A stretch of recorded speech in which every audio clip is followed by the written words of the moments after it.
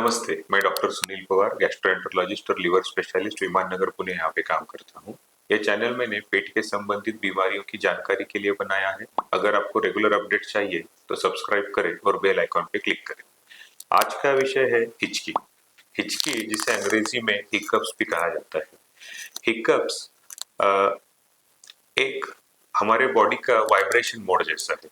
एक बार आती है तो 1-2 मिनट भी रह सकती है, या कुछ कुछ लोगों में 1-2 दिन या महीनों तक भी ये चल सकती है।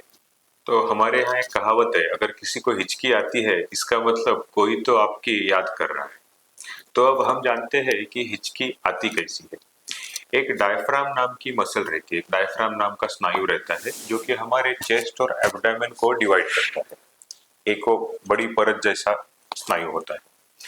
ये स्नायु जब अचानक से सिकुड़ जाता है, कॉन्ट्रैक्ट हो जाता है, और उसके साथ जब हमारा वोकल कॉर्ड, यहाँ पे स्वर यंत्र रहता है, उसमें ग्लॉटिस नाम का 2 पर्दे रहते हैं, वो भी जब साइमल्टेनियसली बंद हो जाते हैं तो हिक नाम का आवाज आता है। इसीलिए उसको हिकअप कहा जाता है।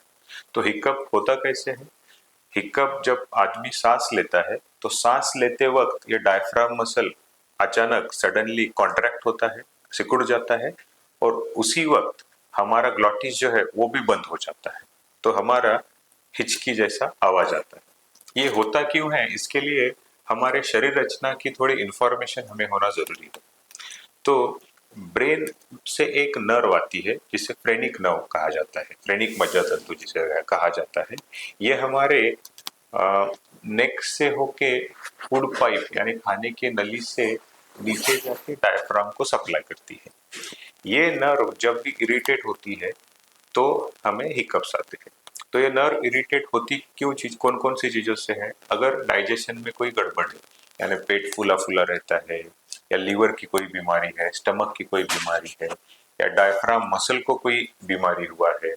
सबसे कॉमन रीजन हिचकी आने का एसिडिटी रहता है, जिसमें फूड पाइप, हमारे खाने की नली को सूजन आती है, जख्म होती है, उसके वजह से वो फ्रेनिक नर्व इरिटेट होती है और हिकअप्स आते हैं।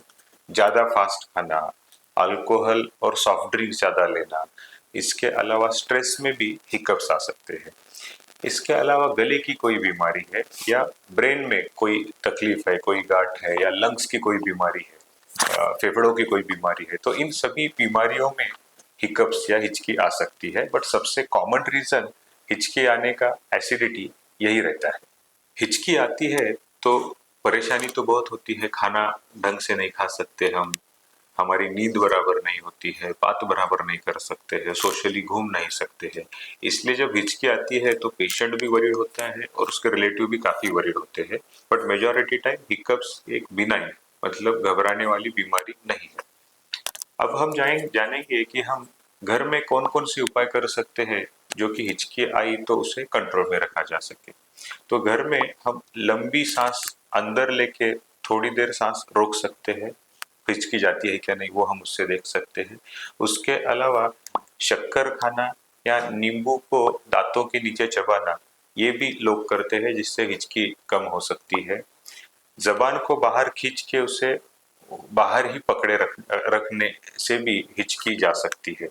इसके अलावा ठंडा पानी धीरे धीरे सिप सिप लेने से भी हिचकी जा सकती है।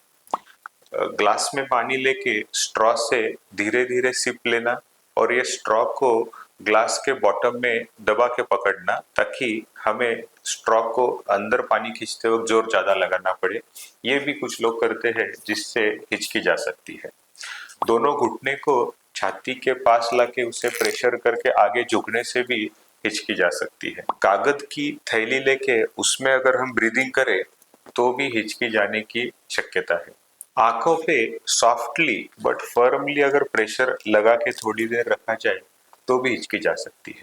तो ये सारे तरीके पेशेंट घर पे यूज कर सकते हैं ताकि उससे हिचकी जाए। अगर इससे भी हिचकी कम नहीं होती है तो आपको डॉक्टर की सलाह लेनी चाहिए और टेस्ट करवाने चाहिए। हिचकी कोई बड़ी बीमारी का संकेत तो नहीं है।